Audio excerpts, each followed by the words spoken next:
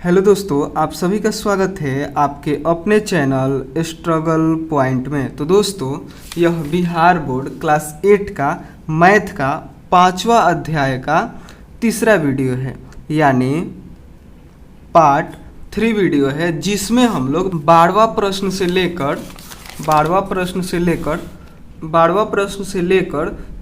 प्रश्न तक को हल करेंगे। ठीक है, तो देखिए 12वां प्रश्न है, योग संक्रिया किए बिना योगफल ज्ञात कीजिए।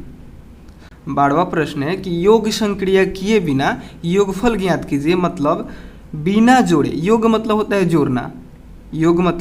जोड़ना, तो कह रहा है कि योग संक्रिया किए बिना यानी बिना जोड़े इसको जोड़ दीजिए। गजब का क्वेश्चन है, लेकिन अगर आप लोग यहाँ पे ध्यान से इसको देखिएगा तो यहाँ पे नोटिस कीजिएगा कि यह एक विषम संख्या है। जिसको हम लोग को जोड़ना है वह विषम संख्या है, और ख़ास बात यह है कि यह एक से लगातार विषम संख्या है। ठीक है, विषम संख्या के बारे में आप लोग को पता होगा कि विषम संख्या एक होता है। ठीक है, और एक के बाद एक छोड़कर, एक के बाद फिर एक छोड़कर, एक छोड़कर, एक छोड़कर, ऐसे विषम संख्या आगे तक यानी अनंत तक होते हैं। जैसे एक है तो एक के बाद दो आता है तो दो को छोड़ेंगे और तीन लिखेंगे, फिर तीन के बाद चार आता है, चार को छोड़ेंगे पाँच लिखेंगे, पाँच के बाद छः आता है, छः को जोड़ेंगे सात लिखेंगे, सात के बाद आठ आता है तो आठ को छोड़कर नौ को लिखेंगे। ये सब क्या है? विषम संख्या है, यानी एक छोड़िए और एक लिखिए, एक छोड़िए और एक लिखिए, ये सब विषम संख्याएँ होती हैं। तो यहाँ पे अगर आप लोग ध्यान से देखिएगा तो यही सब संख्याएं यहाँ पे लिखी है। ठीक है, और यह एक से लगातार है। ठीक है, तो एक से लगातार विषम संख्याओं के लिए एक नियम है कि अगर एक से लगातार n गो विषम संख्या है, अगर एक से लगातार n गो विषम संख्या है तो उसका योग n का स्क्वायर हो जाता है। ठीक है, जैसे यहाँ पे देखिए, यहाँ पे है एक से लगातार कई गो विषम संख्या है, तो 1 2 3 4 5 6 गो है। तो यहाँ पे क्या होगा कि 6 का स्क्वायर हो जाएगा। जैसे कि इसका नियम है कि एक से लगातार n गो विषम संख्याओं का योग n का स्क्वायर होता है, तो यहाँ पे एक से लगातार 6 गो विषम संख्याओं का योग 6 का स्क्वायर हो जाएगा। ठीक है, तो इसके हल में आप लोग को लिखना है 12वां का जो पहला प्रश्न है, 1 + 3 + 5 + 7 + 9 + 11, इसके हल में आप लोग को लिखना है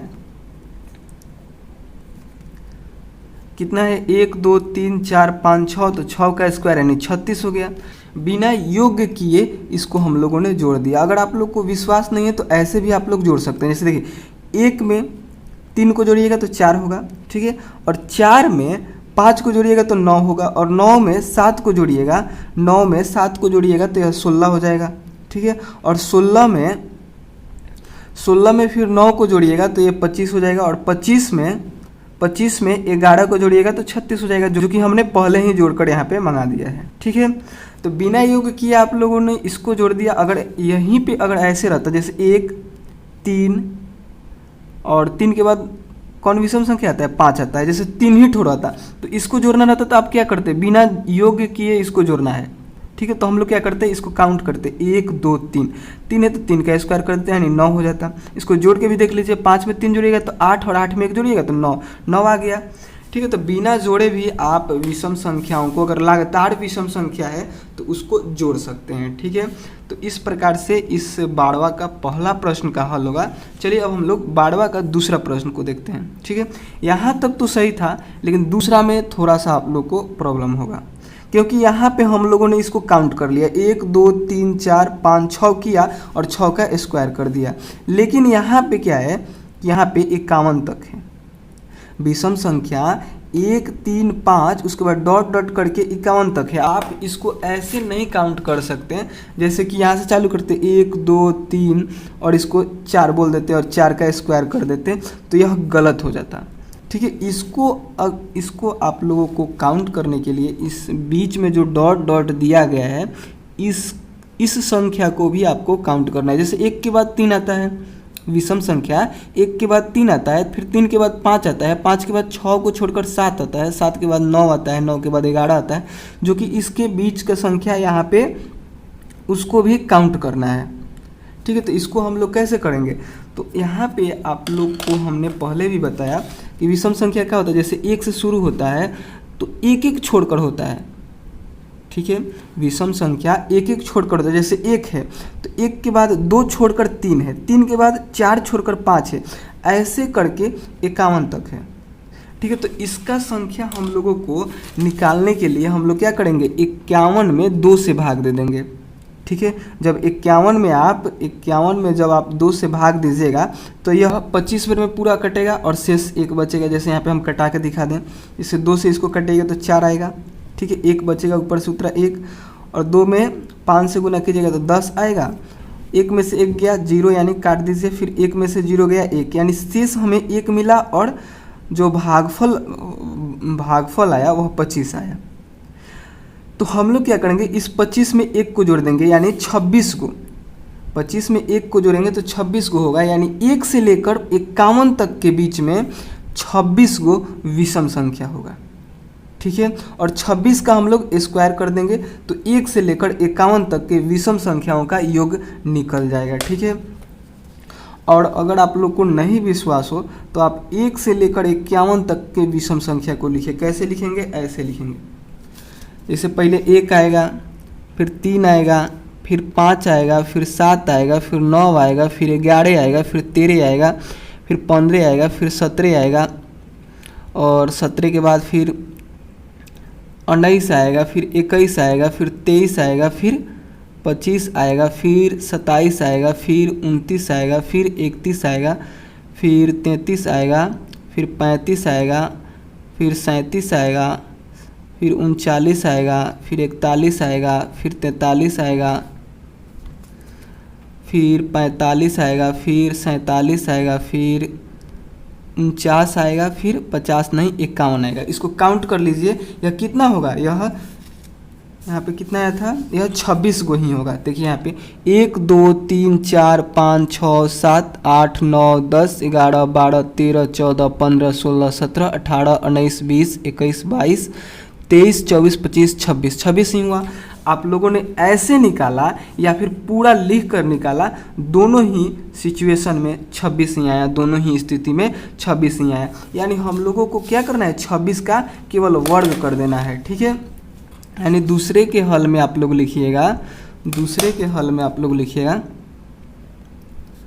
26 का वर्ग, ठीक है। और 26 का वर्ग कीजिएगा, यहाँ पे 26 का वर्ग कीजिएगा, 26 का वर्ग, तो यहाँ पे हो जाएगा 676, ठीक है। सबसे पहले देखिए आपको क्या करना है कि इन 1 से लेकर 51 के बीच में कितनी विषम संख्या है उसको काउंट कर लेना है।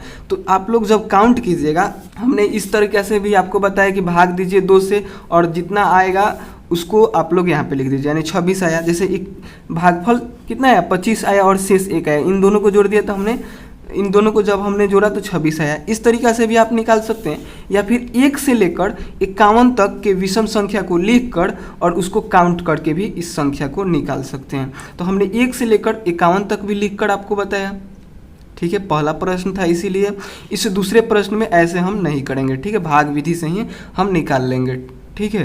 तो जब हमने यहाँ से यहाँ तक काउंट किया तो 26 आया, और 26 का वर्ग किया तो 676 आया, ठीक है। जो कि 1 से लेकर 51 के बीच के विषम संख्याओं का योग है, ठीक है। अगर आप लोग को विश्वास इस पे भी नहीं हो रहा तो आप ऐसे भी इसको योग कर सकते हैं। जैसे 3 में 1 जोड़िएगा तो 4, फिर 4 में 5 जोड़िएगा तो 9, फिर 9 में 7 जोड़िएगा तो 16, ऐसे करके भी योग आप निकाल सकते हैं। कितना आएगा, 676 ही आएगा, ठीक है। उसके आगे देखिए तीसरा प्रश्न है कि 1 3 5 7 ... 101, ये भी क्या है, ये भी विषम संख्या है, और इसका हम लोग को योग निकालना है। तो इसको कैसे हम लोग निकालेंगे, तो जैसे हमने 2 नंबर वाला को निकाला वैसे ही इसको भी निकालेंगे, ठीक है। तो यहाँ पे देखिए सबसे लास्ट वाला क्या है, तो यहाँ पे भी हम लोग क्या करेंगे, 2 से भाग देंगे। सबसे लास्ट वाला है 101, तो 101 में हम लोग 2 से भाग देंगे, ठीक है। 2 से भाग देंगे तो यह 2 से 50 बार में पूरा कट जाएगा, 2 एकम 2, और 2 से यह 50 बार में पूरा कट जाएगा। और एक क्या हो जाएगा, शेष बचेगा, जो कि हम लोग इसी में जोड़ देंगे। तो 50 एक कितना हो जाएगा, 51 हो जाएगा। ठीक है, तो 51 का हम लोग वर्ग कर देंगे। ठीक है, यानी तीसरे के हल में आप लोग को क्या करना है, 51 का वर्ग कर देना है। और 51 का वर्ग कितना होता है, तो 51 का वर्ग होता है 2601। यानी 1 से 101 के बीच में जितने भी विषम संख्याएं होती है उनका योग 2601 होता है। ठीक है, उसके आगे देखिए चौथा प्रश्न है। चौथा प्रश्न में है, देखिए यहाँ पे 1 से शुरू नहीं है, और जिस नियम से हम लोग हल कर रहे हैं, हम लोग क्या कर रहे हैं कि सभी संख्याओं का काउंट कर ले रहे हैं कि कितना है। जैसे 1 से 11 तक कितना संख्या है इसको हम लोग काउंट किया और क्या किया, वर्ग कर दिया। इसमें भी 1 से 51 के बीच में कितना विषम संख्या है इसको काउंट किया और उसको वर्ग कर दिया। और इसमें भी 1 से 101 के बीच कितनी विषम संख्याएं हैं इसको हम लोगों ने काउंट किया और वर्ग कर दिया। लेकिन यहाँ पे प्रॉब्लम यह है कि यहाँ पे 1 से संख्या है ही नहीं, और जो नियम है वर्ग करने का वह नियम है कि 1 से लगातार संख्या होनी चाहिए। 1 से लगातार n गो विषम संख्या होनी चाहिए। n के जगह कुछ भी हो सकता है, 6 गो, 7 गो या फिर 26 गो। जैसे इसमें कितना था, 6 था। पहला वाला प्रश्न में 1 से लगातार 6 गो विषम संख्या था, तो उसका योग क्या हो गया, 6 का स्क्वायर हो गया। लेकिन यहाँ पे 7 से है, 1 से नहीं है। प्रॉब्लम यह है। ठीक है, तो हम लोग अब यहाँ पे क्या करेंगे कि 1 से ही निकालेंगे। पहले 1 से 21 के बीच में जितने भी विषम संख्या होता है पहले उसको ही हम लोग निकालेंगे। चौथा में हम लोग क्या करेंगे कि 1 से 21 के बीच कितना विषम संख्या होगा, इसको निकालने के लिए हम लोग क्या करेंगे कि 21 में हम लोग 2 से भाग देंगे, और 21 में 2 से भाग देंगे तो 2 एकम 2, और 2 से यह 10 बार में कटेगा, और इस शेषफल एक बचेगा, इसको हम लोग इसी में ऐड करेंगे तो 10 और 1 11 हो जाएगा। ठीक है, यानी हम लोग 11 का वर्ग कर देंगे। 11 का वर्ग करेंगे तो यहाँ पे कितना हो जाएगा, 11 का वर्ग हो जाता है 121। 121, लेकिन इसका योग 121 नहीं हुआ। अगर यहाँ पर 1 से शुरू रहता तो इसका वर्ग 121 होता, लेकिन 1 से यह शुरू नहीं है, यह शुरू है 7 से। तो हम लोग क्या करेंगे कि 7 के पहले भी वर्ग, 7 के पहले जो विषम संख्या होगा उसका हम लोग योग करके इसमें से घटा लेंगे। 7 से पहले क्या क्या हो सकता है, तो 1 होगा, 3 होगा, फिर 5 होगा, उसके बाद 7 आता है, उसके बाद 9 आता है, उसके बाद 11 आता है। ऐसे करके हम लोगों ने 21 तक के विषम संख्याओं का योग हमने करके यहाँ पे लिखा है। लेकिन यहाँ पे कह रहा है कि हमको 1 से नहीं चाहिए, हमको 7 से ही चाहिए। तो हम लोग इन तीनों का योग करेंगे, इन तीनों विषम संख्याओं का योग करेंगे और 121 में से घटा लेंगे। तो इसको कैसे हम लोग वर्ग करेंगे, तो देखिए 1 2 3, 1 से लगातार 3 को विषम संख्या है तो हम लोग 3 का वर्ग करेंगे। 1 से लगातार 3 को विषम संख्या है तो हम लोग 3 का वर्ग करेंगे तो 9 हो जाएगा। यानी इन 3 संख्याओं का योग कितना है, 9 है, और 9 हम लोग इसमें से घटा लेंगे। जब 121 में से 9 को घटाएंगे तो यहाँ पे हो जाएगा 112। ठीक है, जो कि इसका राइट आंसर होगा। ठीक है, और इन चारों प्रश्नों में से अगर कोई भी आपको प्रश्न समझ में नहीं आया होगा तो आप लोग कमेंट करके पूछ लीजिएगा। ठीक है, तो चलिए अब हम लोग अगले प्रश्न को यानी 13वां नंबर प्रश्न को हल करते हैं। ठीक है, तो 13वां नंबर प्रश्न है कि निम्नलिखित संख्याओं के वर्गों के इकाई अंक क्या होंगे। ठीक है, तो इसके लिए आपको हम एक छोटा सा नियम बताते हैं कि देखिए, अगर किसी भी संख्या के लास्ट में 0 हो, किसी भी संख्या के लास्ट में या फिर इकाई स्थान पर 0 हो तो उसके वर्ग के इकाई स्थान पे भी 0 ही होगा। ठीक है, और किसी भी संख्या के इकाई स्थान पर 1 मिल जाए फिर 9 मिल जाए तो उसका वर्ग के यानी उसके वर्ग के इकाई स्थान पे भी 1 ही मिलेगा आपको। ठीक है, जैसे 11 है तो 11 के इकाई स्थान पर क्या है, 1 है। यहाँ पे नियम बताएं हम कि किसी भी संख्या के लास्ट में यानी इकाई स्थान पर 1 मिल जाए तो उसका वर्ग क्या होगा, उसके वर्ग में भी इकाई स्थान पे 1 ही होगा। जैसे 11 है, 11 के इकाई स्थान पे 1 है और इसके वर्ग जब आप कीजिएगा यानी इसका स्क्वायर कीजिएगा तो स्क्वायर इसका कितना होता है, 121 होता है। तो 121 में भी इकाई स्थान पे 1 है। ठीक है, तो ये पहचानने का ट्रिक है। और 1 और 9 मिल जाए तो उसका वर्ग के इकाई स्थान पे 1 ही होगा। अगर इकाई स्थान पे 2 या फिर 8 मिले तो इसके वर्ग के इकाई स्थान पे आपको 4 मिलेगा। ठीक है, अगर किसी भी संख्या के इकाई स्थान पे 3 मिले या फिर 7 मिले तो उसके वर्ग के इकाई स्थान पे आपको 9 मिलेगा। किसी भी संख्या के इकाई स्थान पे 4 मिले 6 मिले तो उसके वर्ग के इकाई स्थान पे 6 मिलेगा।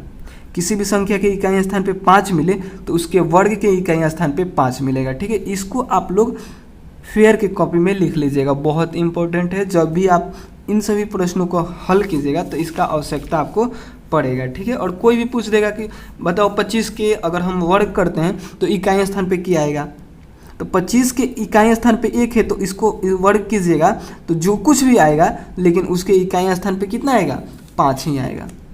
जैसे कोई बोल दिया कि 64 के बताओ हम अगर वर्ग करते हैं तो इसके इकाई स्थान पे क्या आएगा, तो आप लोग देखिए कि ये इसके इकाई स्थान पे 4 है तो इनमें देखिए तो 4 किसमें, इसमें, यानी 64 में आप 64 से गुना कीजिएगा तो जो भी संख्या आएगा उसका इकाई स्थान पे 6 रहेगा। यहाँ पे देख लीजिए। तो चलिए अब हम लोग जांचते हैं। ठीक है, तो इसमें देखिए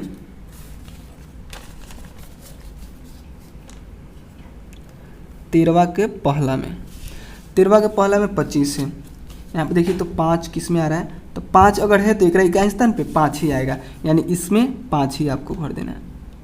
क्या करें, निम्नलिखित संख्याओं के वर्ग के इकाई के अंक क्या होंगे, तो 25 का जो वर्ग होगा उसके इकाई का अंक 5 होगा। ठीक है, ऐसे ही आपको हल करना है। उसके आगे देखिए दूसरा है कि 64। अब बताना है कि 64 के वर्ग के इकाई स्थान पे क्या होगा, तो इधर से आप देखिए 64 के इकाई स्थान पे 4 है तो 6 होगा, यानी यहाँ पे 6 होगा। आप लोग शायद समझ रहे होंगे, हम फास्ट कर रहे हैं थोड़ा। 272 है तो 2 है तो इसके इकाई स्थान पे 74 होगा, सॉरी इसके इकाई स्थान पे 4 होगा।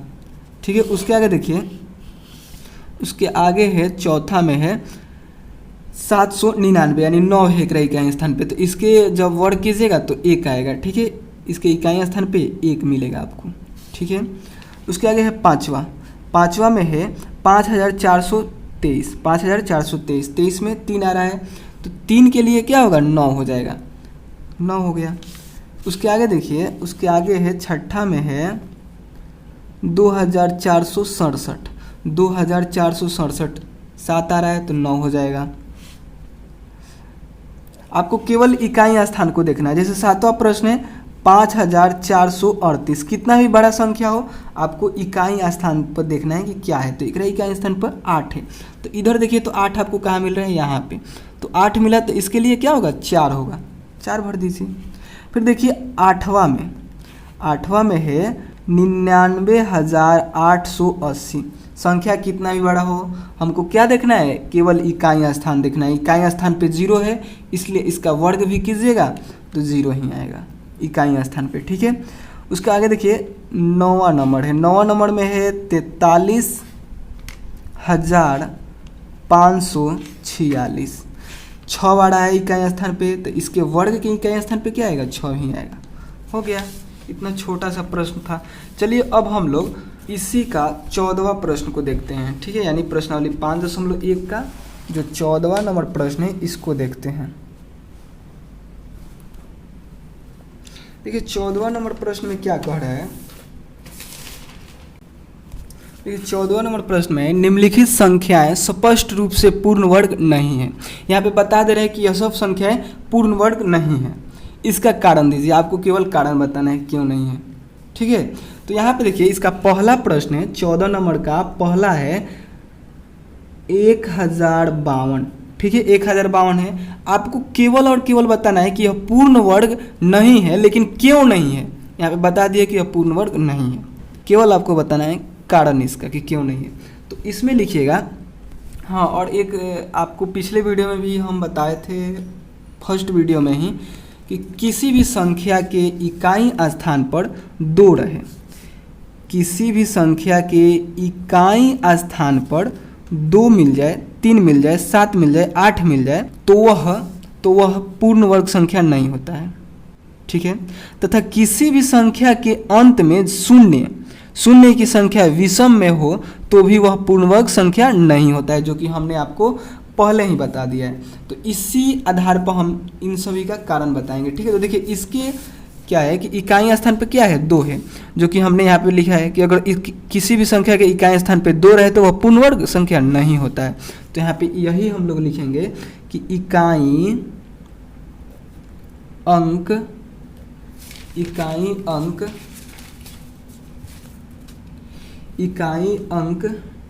2 है। ठीक है, इसके इकाई अंक 2 है, इसलिए यह पूर्ण वर्ग संख्या नहीं है। ठीक है, उसके आगे देखिए दूसरा है 23,457। कितना भी बड़ा संख्या हो हमको क्या देखना है, केवल इकाई स्थान देखना है। इकाई स्थान पे 7 है, यानी लिखिएगा कि इकाई अंक 7 है, इसलिए यह पूर्ण वर्ग संख्या नहीं है। उसके आगे देखिए तीसरा में है 54,328। इकाई अंक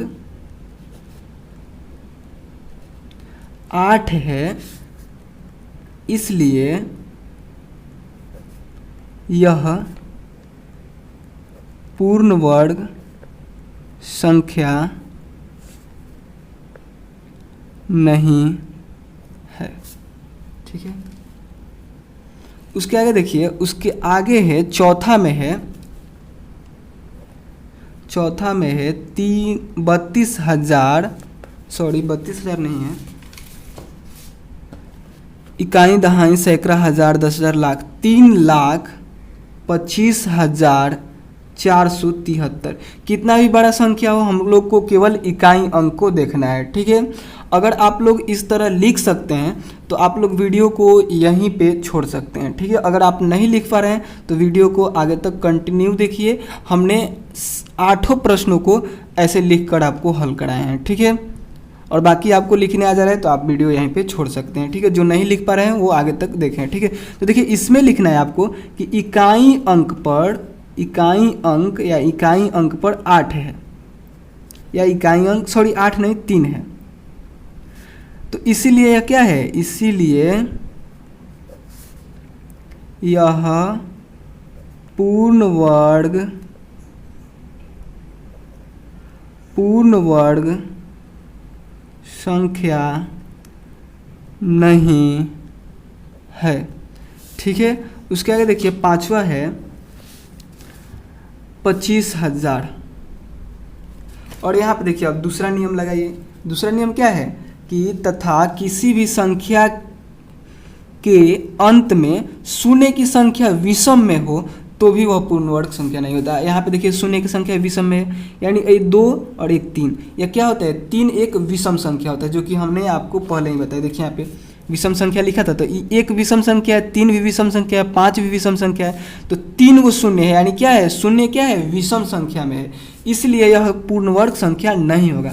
तो इसमें आप लोग लिखिएगा, इसमें क्या लिखना है कि अंत में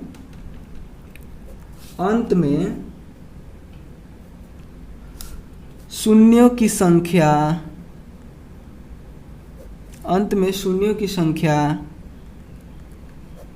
विषम है, इसीलिए यह पूर्ण वर्ग संख्या नहीं है। ठीक है, उसके आगे देखिए छठा में क्या है कि 7,43,522। इसमें आप लोग क्या लिखिएगा, तो इसमें लिखिएगा कि अंत में नहीं लिखना है, यहाँ पे लिखना, अंत भी लिख सकते हैं या फिर लिख सकते हैं कि इकाई अंक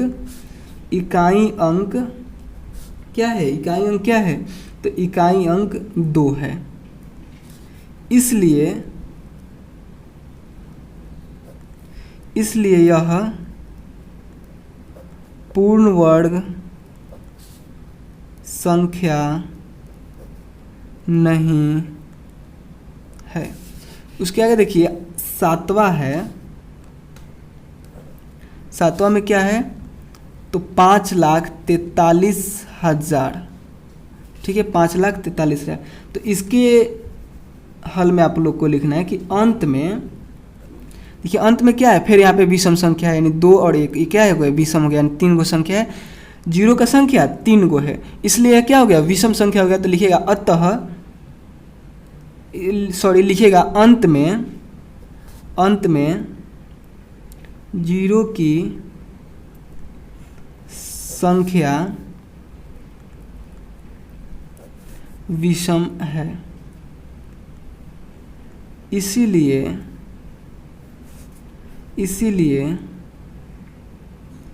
यह पूर्ण वर्ग संख्या नहीं है। उसके आगे देखिए सातवां के बाद है आठवां नंबर। आठवां नंबर में क्या है, आठवां नंबर में है 56,430। इसके हल में आप लोग को लिखना है, इसके हल में आप लोग क्या लिखना है कि अंत में, इसके हल में आप लोग क्या लिखना है कि अंत में शून्य की संख्या विषम है, क्योंकि यहाँ पे शून्य की संख्या कितना है, 1 है, और 1 क्या है, 1 एक विषम संख्या है, इसलिए यहाँ पे लिखेंगे कि अंत में शून्य की संख्या विषम है, इसीलिए यह एक पूर्ण वर्ग संख्या नहीं है। ठीक है, यहाँ पे 2 रहता तो हो सकता था कि यह पूर्ण वर्ग संख्या हो, ठीक है, लेकिन अगर यहाँ पे हम 2 बोल दिए, अगर यहाँ पे 2 जीरो रहता, यहाँ पे 2 जीरो रहता तो हो सकता था कि यह पूर्ण वर्ग संख्या हो, लेकिन यहाँ पे 0 की संख्या 1 है, तो यह निश्चित है कि यह एक पूर्ण वर्ग संख्या नहीं है। ठीक है, अंत में 0 की संख्या विषम है, इसलिए यह पूर्ण वर्ग संख्या नहीं है। ठीक है, तो इस वीडियो में हम लोगों ने इस प्रश्नावली को ही समाप्त कर दिया, यानी प्रश्नावली 5.1 को ही समाप्त कर दिया। अगली प्रश्नावली को हम लोग अगले वीडियो में हल करेंगे, यानी प्रश्नावली 5.2 को पार्ट 4 वीडियो में हल करेंगे। ठीक है, क्योंकि यह पार्ट 3 वीडियो है, इसके बाद 4 आएगा जिसमें हम लोग प्रश्नावली 5.2 को हल करेंगे। ठीक है, बाकी अगर आप लोग को इनमें से कोई भी प्रश्न समझ में नहीं आया हो तो आप लोग कमेंट करके पूछ सकते हैं, और वीडियो पसंद आया हो तो प्लीज़ लाइक कर दीजिएगा, और चैनल पे नए होंगे और चैनल को सब्सक्राइब नहीं किए होंगे तो प्लीज़ सब्सक्राइब भी कर लीजिएगा। ठीक है, तो चलिए मिलते हैं अगले वीडियो में, तब तक के लिए बाय दोस्तों।